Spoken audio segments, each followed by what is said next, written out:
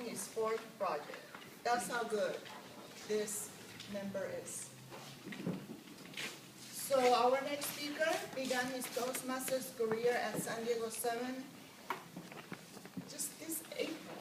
He's presenting tonight project number 4 of the Competent Communicator Manual, the How to Say speech. And the objectives are: select the right words and sentence structure to communicate your ideas clearly, accurately, and vividly. Use rhetorical devices to enhance and emphasize ideas. Eliminate jargon and unnecessary words. Use correct grammar. Life is filled with memories. Some we carry with us, some teach us, and some come and blow away in the winds of time.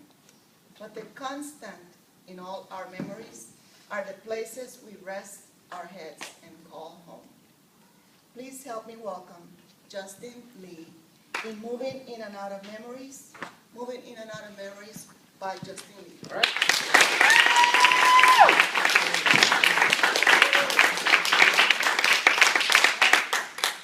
Memories are a curious and funny thing.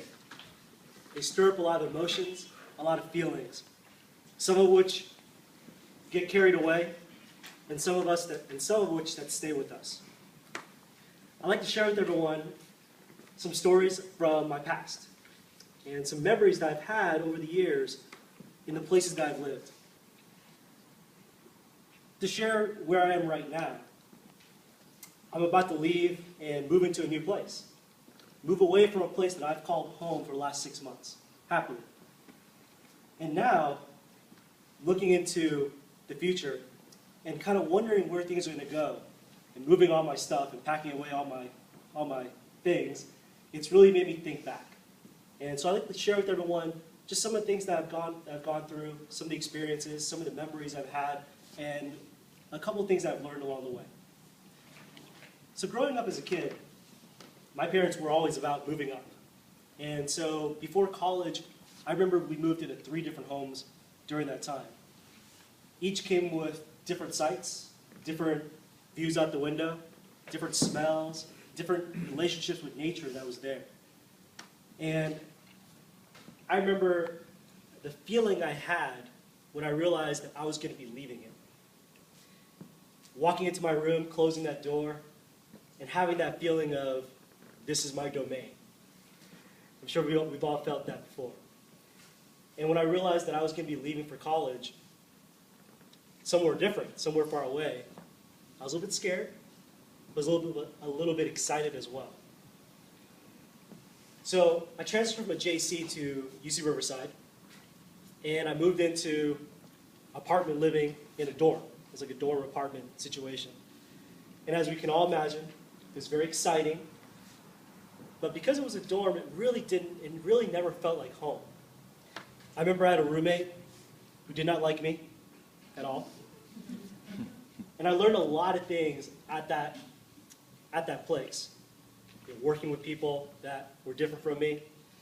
I remember my first, it was in that apartment that a girl came on to me for the first time.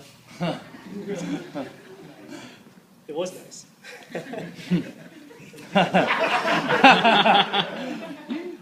College, right? We all have good memories. When I finished school, excited for the future, wondering what I was going to do, I ended up doing the one thing that I'm sure it was the right move, but it was probably the thing that was the least desirable. Can anyone guess? Work. That's right, moved home. Oh. Moved back home. Don't have too many memories of being back home that time because I was pretty much never there. You know, the fridge was always stocked, there was always food, there was a lot of love in the home. But after having experienced a little bit of a feeling of freedom, it was definitely something that I was very uncomfortable with. You know, I remember after I moved out of the dorms, me and the guy across the way got our own place. And that feeling of being able to set things up how we wanted, you know, I remember the first thing I did, I jumped on Craigslist, got myself a couch. Moved that couch in and sat on it and looked around, and it was the most awesome feeling. You know, the freedom of just knowing that this was really mine. I felt all grown up. And when I moved back home, all that kind of went away. It's very terrible. So that lasted for maybe 6 months to a year. And I had the opportunity to move to Denver. Man, I'll tell you, that was a great time. I remember packing up all my stuff and driving away. You know, it's kind of funny. In some ways I moved away, but in some ways I ran away. Maybe it was just a situation. And when I got to Denver, it really allowed me to grow in a lot of ways that I don't think I would have been able to do if I was not only living at home, but also living in Southern California. And I remember looking at my place. It was a high-rise in Denver, right downtown, and it was an amazing place to really, in a lot of ways, grow up. I was able to look across and see the landscape of Denver below me and really just have a sense of ownership around that apartment. Got myself a cat, which was very cool. And, you know, I can still remember all the convivial nights and moments that we had at that apartment. In fact, that was the first place I've ever had that was kind of the happening spot. People used to come to that spot, and it was kind of cool. It was a great feeling. And even today, when I think back about Denver, you know, the sights, the sounds, the way Denver made me feel was and is really something I carry with me. And when I was called to move back to California, here to San Diego, I remember packing up all my stuff again. And I was in my room, you know, I was in the apartment, and I was looking at it. It was empty, it was all cleaned out, and it really struck me. You know, what are memories?